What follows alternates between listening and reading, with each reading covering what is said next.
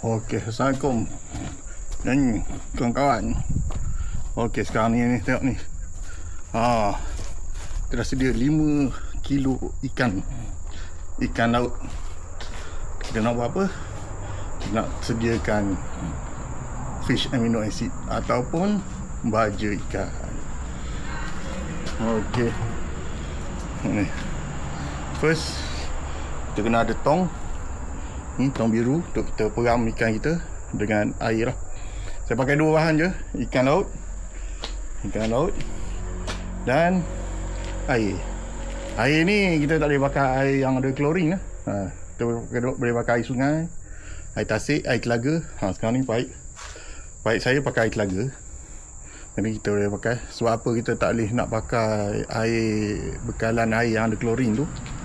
Sebabnya fish amino acid ni dia melibatkan bakteria, dan bila ada klorin ni dia akan matikan bakteria-bakteria baik yang ada lah.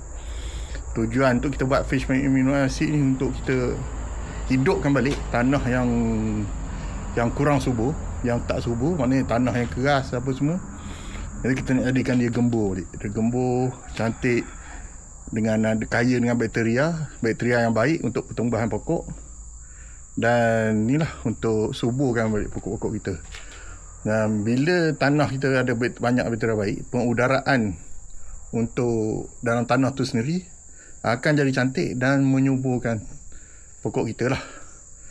Jadi kita memerlukan bakteria-bakteria yang cacik untuk menggemburkan tanah kita. Kita tak nak tanah macam tanah liat keras sangat tu.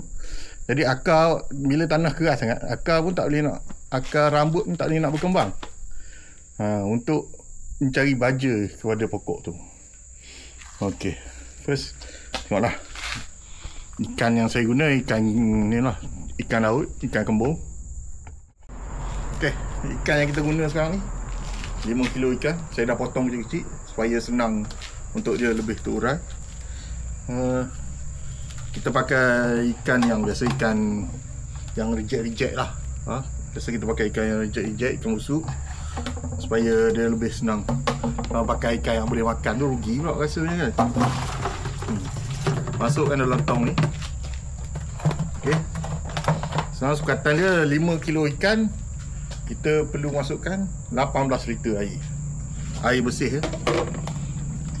Okey, dalam satu tong ni ada 8 liter. Jadi kita perlukan dalam 2 lebih lah, 2 tong lebih.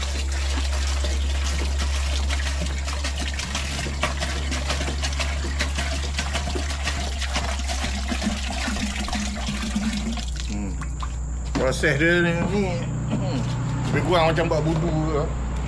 Kena pegang lama. Cuma bahan-bahan dia tu je lah, tak perlu beras bakar apa semua. Lagi satu, ada orang buat FAA ni, dia pakai molasses. Atas keselesaan masing-masing. Atas boleh juga kita nak pakai molasses, tapi molasses ni sebabkan dia gula, dan dia jenis gula lah. Bila sudah siap nanti FAA, dia juga akan menarik serangga-serangga perosak yang lain kalau kita nak potong. Okay. Dan cuma kelebihan pakai molasses, air peraman kita ni tak adalah bau busuk sangat. Macam cara saya buat ni, bau dia memang power juga lah. Orang tak biasa. Ibarat macam orang KL baru jumpa budu ke. Macam tu lah bau dia. Tapi kalau dah biasa, tak ada masalah. Dan lagi satu,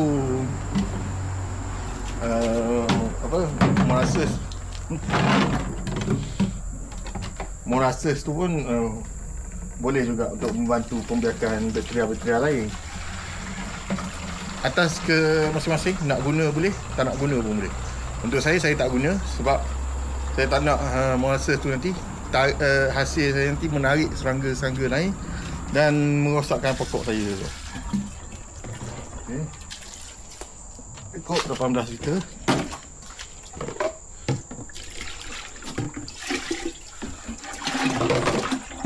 Okey. Dan kita akan peram ikan ni dalam 2 minggu. 2 minggu lebih baru dia akan jadilah. Dari semasa ke semasa kita akan kacau dia. Sama macam buat budu. Buat budu orang kena kacau juga. Jadi kita tutup lah seal dia. Tengoklah dalam 2 minggu lagi macam mana. Dan dalam masa 2 minggu lagi kita tak guna direct fish amino acid ni ke tanah. Kita tetap kena cairkan dia lagi. Jadi untuk 1 tong ni, kalau dapat 1 tong ni memang banyak ekar lah boleh guna. Okey. Jadi setakat ni itu saja. Dah hasil, kita tengok hasil je dalam 2 minggu lagi.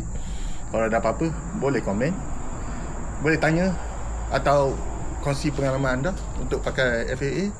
Boleh juga masukkan dalam komen. Tahu hasil je, tunggu 2 minggu lagi. Okey, assalamualaikum.